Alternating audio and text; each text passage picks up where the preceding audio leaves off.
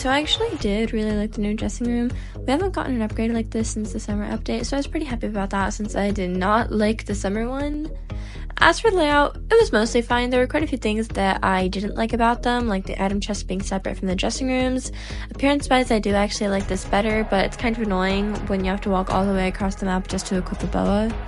The fact that everything felt a little bit too spread out, but I have a similar complaint every single update, so I'll probably get used to it.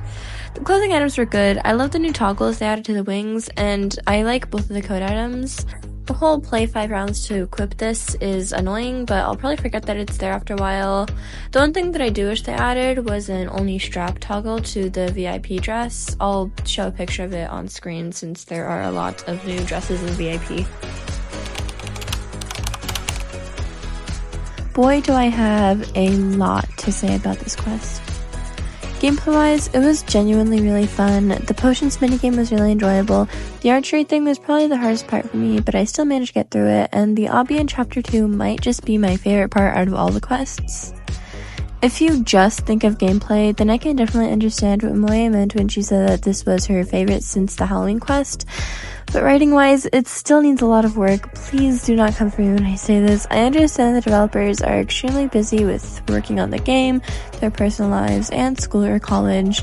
With that being said, there are quite a few noticeable mistakes that are constantly ignored or glazed over by the community, aka the people who should be giving them feedback. I am aware that Moya did get some criticism for the Christmas quest, but the problem isn't necessarily in the quantity of lore, but more so in the lore itself.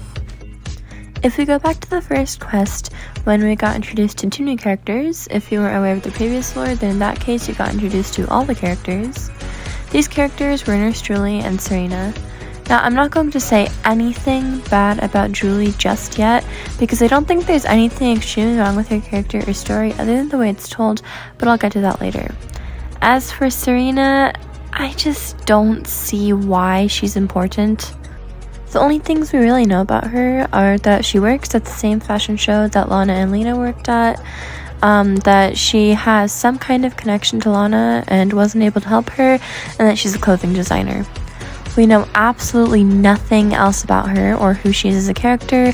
She has no definite traits or personality except for cowardice, since she was too scared to go into the catacombs with us, but if I was her, I'd probably do the same thing, to be honest. Now, if we go to their present quest and keep all that in mind, it makes absolutely 0 sense for Agamemnon to have a statue of her in his Tartarus hell-like fortress unless we get to know more about her, and seeing as we got her NPC before Nellie's, Nathan's, Sunny's, heck, even half of the other old Coterie members, I'm a bit scared that we won't end up learning much about her and she'll just be a throwaway character.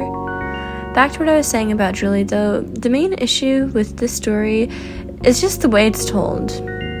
Stories that are meant to be complex aren't actually always bad. Take a look at Lord of the Rings. Yes, I am comparing a Roblox fashion game storyline to frickin' J.R.R. Tolkien, possibly one of the most praised and talented fantasy authors of all times, by the way. This is just a very random comparison, do not take it too seriously.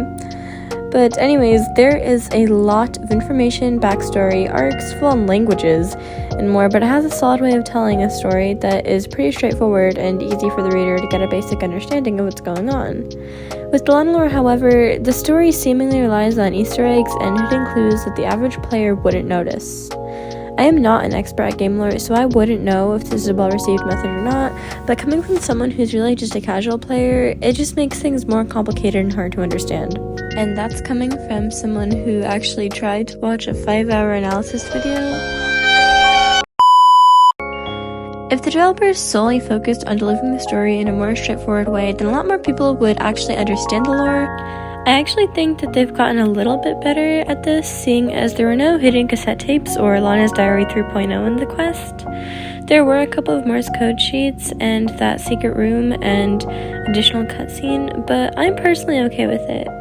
Getting rid of all the hidden messages and over-obvious use of secret codes altogether would honestly just make it a disaster. The one thing that I will not be forgiving is the outfits. Because what is that? Or that. Or that. Brother, I'm gonna hold your hand when I tell you this, but just to impress You are a fashion game. A fashion game. Okay, but jokes aside, I actually did really enjoy this update. I know that towards the end it kind of seems like I didn't, but trust me, I did. I actually did like the quest. It was a huge improvement compared to the Christmas and even the Halloween quests. Like I said, it does need some work, but it was still enjoyable. I really loved the overall aesthetics and the new map, and also the items were very cute. I'm not sure when I'm going to be posting this, but if part 2 is already out by the time I post it, I am very sorry. I do take a really long time to edit videos.